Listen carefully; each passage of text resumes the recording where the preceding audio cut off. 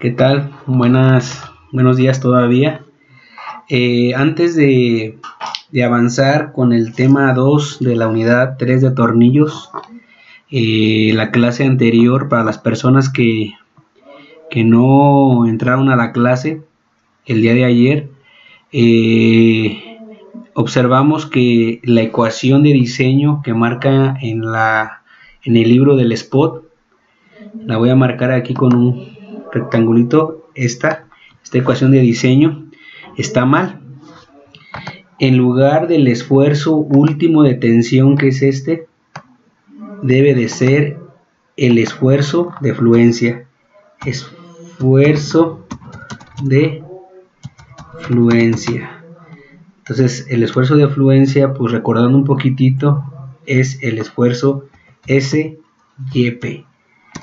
SYP, para que lo tomen en consideración a la hora de resolver sus ejercicios. Si ustedes toman en consideración el esfuerzo último de tensión, les va a salir un resultado muy diferente a lo que marca en el libro. Entonces, para que ustedes lo corrijan, ahí es esfuerzo de fluencia. Bueno, entendiendo eso, ya si tienen alguna duda sobre el ejercicio que resolvimos el día de ayer, pues ya me buscan o me preguntan por el WhatsApp. Vamos a avanzar con el tema siguiente. Les había comentado que dentro de tornillos hay dos tipos: los tornillos de sujeción y los tornillos de potencia. Los de sujeción, pues lo vimos que eran para sujetar maquinaria, piezas o partes de maquinaria, y existían diferentes tipos: la unificada o la estándar, la gruesa o fina, y la ISO o la internacional o la milimétrica. Bueno, vimos todos los tipos de tornillos, vimos qué tipo de roscas tienen y hicimos un ejercicio de cómo calcular que el tornillo fuera eficiente y que no se rompiera o que tuviera durabilidad. En este caso vamos a ver lo que es un tornillo de potencia. Un tornillo de potencia, pues en realidad lo estoy mostrando de una forma muy esquemática aquí en la diapositiva. Este tornillo de potencia sirve para levantar pesos o bajar pesos. Incluso ustedes cotidianamente lo ven en algunas llanteras o en algunos negocios que se dedican al balanceo y alineación de los coches. Pues los levantan a partir de una grúa de este tipo. Entonces son como grúas que nos sirven para levantar pesos. Si ustedes observan, el peso está en la parte de arriba y en la parte de abajo hay un collarín. El collarín es el que nos va a ayudar a impulsar lo que es el tornillo. Y recordando un poco, pues sabemos que los tornillos de potencia se fabrican a partir de roscas cuadradas. Las más comunes es la rosca cuadrada, pero la que más se usa es la rosca Acme o cuadrada. Son una de las dos que vimos de la clasificación de la parte anterior. De este tipo de tornillos, lo que nos interesa es el radio del collarín, que se encuentra en la parte inferior, que es RC, y el radio del tornillo, que es RT. Nos interesa también saber cuál es el ángulo de inclinación que tiene nuestra hélice, o en este caso nuestro ángulo que tiene nuestras crestas de lo que es el tornillo. En este caso es teta. Y también nos interesa la inclinación de las crestas, que es el ángulo de hélice, que es alfa. Y otra parte importante es el paso, que es la distancia que hay entre cresta a cresta de lo que es el filo de las roscas. Entonces estos parámetros nos van a ayudar a diseñar, en este caso a calcular el torque necesario para poder levantar un peso o poderlo bajar o poderlo mantener a cierta altura. Entonces aquí es algo muy importante tomar en consideración que el peso, el radio del tornillo, el radio del collarín y la inclinación de las roscas, la apertura de las roscas y el paso son importantes para determinar esta parte. Si nosotros tenemos contacto, si hay contacto entre el collarín y el tornillo, existe un contacto en un punto importante llamado O, como lo muestro en la imagen A. Cuando hay este contacto se generan fuerzas que van dirigidas hasta este punto. Recuerden que cuando un engrane o un tornillo tiene contacto con otra pieza, principalmente hay un contacto en una pieza, perdón, en un punto. Y esta fuerza vamos a llamar la fuerza N, fuerza normal. La fuerza N con respecto al paralelogramo que se forma un ángulo llamado θ n, que es el ángulo de inclinación, el ángulo que se forma entre el ángulo de la apertura de las crestas y el ángulo de inclinación de la hélice, que es el ángulo alfa. De entre estos dos, si yo quiero saber el ángulo que hay entre el vector que se forma de O a C con respecto a la fuerza normal, lo vamos a llamar ángulo θ n. Aquí se ve de una manera más clara en la sección axial, en la figura B, que el ángulo θ es el ángulo que se forma entre la normal y la componente de la fuerza N. Conforme va subiendo, en este caso, como se muestra en la figura C, conforme va subiendo el peso, o en este caso el tornillo, esta fuerza, ángulo de hélice, nos va a ayudar a tener contacto con el collarín para que éste vaya subiendo. Entonces aquí hay varios parámetros: el peso que estamos levantando, que es W, el coeficiente de fricción entre el collarín, el coeficiente de fricción del tornillo, porque hay contacto entre crestas, y la fuerza normal y el ángulo que está entre el ángulo normal y la inclinación de nuestra fuerza y la inclinación de nuestra cresta. Todos estos parámetros nos van a ayudar a determinar la ecuación que rige cómo levantar un peso. Bueno, esta es una manera muy gráfica. En realidad, de esa figura que les mostré, vamos a calcular el ángulo de hélice o el ángulo de inclinación. Recuerden que esto ya lo habíamos calculado en el ejercicio 1 de tornillos, antes de ver tornillos de sujeción. En este caso, el ángulo de hélice o de inclinación, que es alfa, es la tangente, va a ser igual al avance, que es L, sobre 2 veces pi por el radio del tornillo. En este caso va a ser el paso circunferencial, que es 2pi por radio de t, que en realidad sería 2pi por el diámetro del tornillo. Entonces, si yo sustituyo el 2, multiplico al radio, significa que se vuelve el diámetro, y el diámetro sería el diámetro del tornillo por pi, y que al final de cuentas es el paso circunferencial. Y la L es el avance del tornillo. Si yo saco tangente inversa, pues ya obtengo el ángulo de inclinación. En la parte de abajo les muestro la fórmula para determinar el torque necesario para subir un peso W. Si yo conozco esto, pues puedo seleccionar el motor necesario o la potencia del motor. Conociendo el par torsor se puede conocer la potencia. Entonces, para subir va a ser igual a W, que es el peso que vamos a levantar, por el radio del tornillo, que multiplica al avance del tornillo por el coseno del ángulo θ n, que ya sabemos cuál es, más 2 veces pi por el radio del tornillo por el coeficiente de fricción del tornillo, entre 2pi por el radio del tornillo por el coseno de θ n, menos el coeficiente de fricción por el avance, más el radio del collarín entre el radio del tornillo por el coeficiente de fricción del collarín. Esto nos va a servir para determinar el peso, el torque necesario para subir determinado peso. Recuerden que μ1 y μ2 son los coeficientes de fricción, RC y RT son los radios del collarín y del tornillo, y L es el avance. Entonces, si nosotros utilizamos esta ecuación, pues tenemos que conocer el avance del tornillo. Para poder bajar el peso, para que no se venga de pronto el peso y baje de una forma uniforme, se calcula de la siguiente manera, donde W es el peso, radio del tornillo va a multiplicar al coeficiente de fricción, menos el coseno de teta n más tangente del ángulo de inclinación por entre el coseno del ángulo teta n más el coeficiente de fricción más tangente del ángulo de hélice, más el radio del collarín entre radio del tornillo por el coeficiente de fricción. Recuerden que μ1 y μ2 pertenecen al coeficiente de fricción del tornillo y coeficiente de fricción del collarín.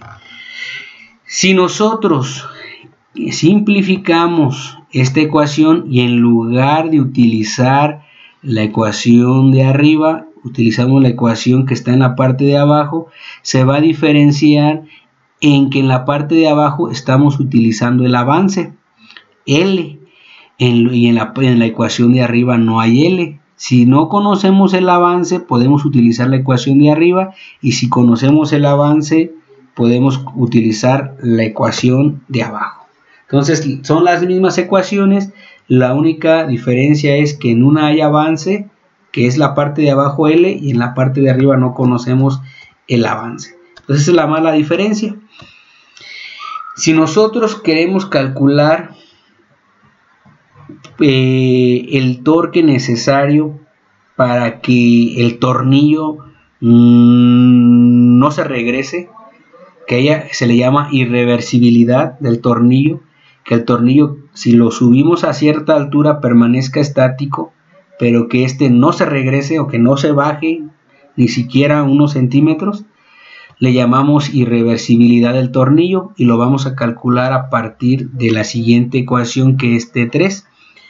W va a ser el peso RT, radio del tornillo, por el coseno de teta n más tangente de alfa menos μ1 entre coseno de teta n más μ1 por tangente de alfa menos RC y entre RT sobre μ2. Recordando que alfa es el ángulo de inclinación de la cresta de las roscas, μ1 es el coeficiente de fricción del tornillo, μ2 coeficiente de fricción del collarín, RC radio del collarín y RT radio del tornillo. Teta n pues es en este caso pues el ángulo que sale en función del ángulo de inclinación y del ángulo de apertura de las crestas. Es para que nomás lo tomen en consideración. Bueno, si nosotros queremos calcular en este caso la irreversibilidad del tornillo, se requiere que se cumpla la siguiente condición. Ya sabemos cómo calcular el torque con esta ecuación, pero si nosotros queremos impedir que ocurra la irreversibilidad del tornillo, se requiere que se cumpla lo siguiente: que la tangente del ángulo de hélice sea menor a todo lo que se muestra del lado derecho, que es el radio del collarín entre el radio del tornillo por el coeficiente de fricción por el coseno de teta n más el coeficiente de fricción entre el coseno de teta n menos RC entre RT por μ2 menos μ1. Debe de ser menor a esta cantidad y estamos asegurando la irreversibilidad.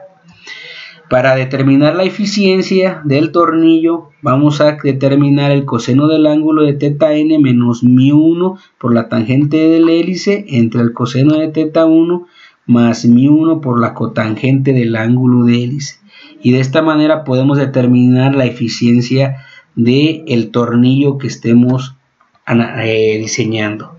Si ustedes conocen la eficiencia y conocen el ángulo de hélice, o viceversa, si conocen el ángulo de hélice y conocen el coeficiente de fricción del tornillo, ustedes pueden determinar la eficiencia del tornillo. Entonces con esta gráfica también les puede servir para determinar la eficiencia del tornillo, conociendo el ángulo de hélice y conociendo la fricción en el collarín. Si ustedes conocen la fricción en el collarín y el ángulo helicoidal, en este caso el ángulo de hélice, pueden trazar una línea. Por ejemplo, si estoy en el número 30 con un ángulo de 30 y tengo un coeficiente de fricción del collarín de 0.15, choca con la primera curva y trazo una línea horizontal y me va a dar aproximadamente 70 de eficiencia. Cuando la eficiencia llega casi al 100% significa que tienen un tornillo de la mejor calidad. Aquí está un ejemplo de cómo resolver un tornillo de potencia. No es nada del otro mundo, está muy fácil. Nada más es saber qué significa cada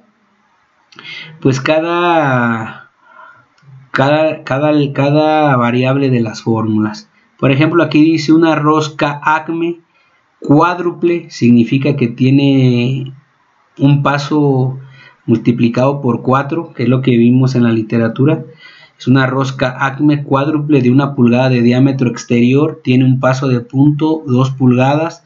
Los radios del collar son 1.5 y 0.5 pulgadas. Encuentre el par requerido para levantar una carga de 1000 libras. Tome como μ1 y μ2 igual a 0.12. Si nosotros nos vamos a la literatura, vamos a ver que el ángulo que tiene una rosca Acme, me voy a regresar al libro un poquitito, voy a regresar un poquitito a la parte de las roscas Acme para que ustedes sepan de dónde sale. Aquí tengo los tipos de roscas. Si ustedes ven, la rosca Acme tiene una apertura entre cada cresta de 29 grados. La rosca Acme está aquí. Déjalo rayo un poquitito. Este es el ángulo Acme. Este de aquí tiene un ángulo de 29. Bueno, voy a ponerlo aquí. Voy a imprimir pantalla. Que ustedes sepan de dónde sale. Voy a pegarlo aquí. Voy a pegarlo. Y a lo que me refiero, que este ángulo es el que nos interesa. La rosca Acme es esta de aquí. Y el ángulo es este de aquí. El paso es de cresta, del medio de la cresta a la otra cresta que está aquí. Entonces, si es una rosca Acme cuádruple, significa que tiene 4 pasos. Entonces, ahorita lo vamos a ver. Voy a regresar nuevamente a la diapositiva. Entonces, como el ángulo vale 29, como lo marco aquí 29, a mí lo que me interesa según el paralelogramo que vimos es la mitad. Y la mitad de 29 es lo que vamos a calcular, que es lo que nos interesa para poder determinar el torque necesario para poderlo levantar. Entonces teta, si lo dividimos entre 2, la mitad es 14.30 grados. Recordando un poquitito la ecuación, el diámetro de paso va a ser igual al diámetro exterior. Este es el diámetro exterior. El diámetro exterior vale 1 pulgada menos 0.5 por el paso. Esto ya lo sabemos también de la literatura. Para calcular el diámetro de paso es igual a 0.25 por el paso. Vamos a verlo aquí. Vamos a verlo ahorita, vamos a verlo. Estas fórmulas se encuentran en la literatura. Esto lo vimos en la primera clase. Perdón, nomás déjenme ver. Vamos a ver. El diámetro de paso se encuentra aquí. Diámetro de paso. El diámetro de paso es igual a menos 3/4 de h en este caso. Pero en nuestra rosca cuadrada, en una rosca cuadrada es 1 menos 0.5. Si nos vamos a la figurita, como les había comentado en la primera clase, que tendríamos que ver la figura, es cuánto mide el diámetro de paso y qué es lo que le voy a quitar. Entonces, de aquí, para poder determinar esto, el diámetro de paso, tenemos que hacer la siguiente operación. El diámetro de paso va a ser igual al diámetro exterior menos 0.5 por el paso. Esto sale de la figura que les mostré. Esto siempre va a ser igual, siempre va a ser igual. En una rosca ACME siempre va a ser esta la fórmula. Entonces, si yo ya tengo el diámetro exterior que vale 1 pulgada menos 0.5 por el paso que es 0.22, me va a dar 0.90 pulgadas. Entonces, el diámetro de paso pues va a ser el diámetro del tornillo, que es donde está el choque entre las crestas. Entonces, la mitad, el radio RT va a ser 0.45. El ángulo de hélice, regreso nuevamente, el ángulo de hélice, les había dicho que va a ser igual a la tangente del avance sobre 2 veces el radio por pi, que es el paso circunferencial, o viéndolo de otra manera sería pi por el diámetro del tornillo. Arriba sería el avance y abajo sería pi por el diámetro del tornillo, que es el paso circunferencial. Me regreso nuevamente al ejercicio. ¿Y por qué lo multiplican por 4? Porque es una rosca ACME cuádruple de 1 pulgada. Si fuera triple, sería por 3. En este caso es cuádruple, por eso es 4 por el paso, que es 0.20, sobre el paso circunferencial. En este caso, ya ponen como es 2 por pi por el radio, ellos ponen el diámetro por pi, que es lo mismo, que es el paso circunferencial. Sacan la tangente del ángulo de hélice y vamos a calcular el ángulo de hélice, que es 15.48. Para calcular el ángulo θ n, pues vamos a hacer lo siguiente.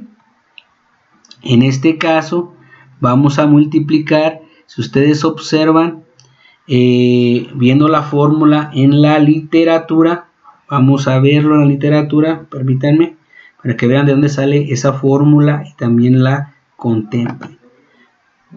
Permítanme.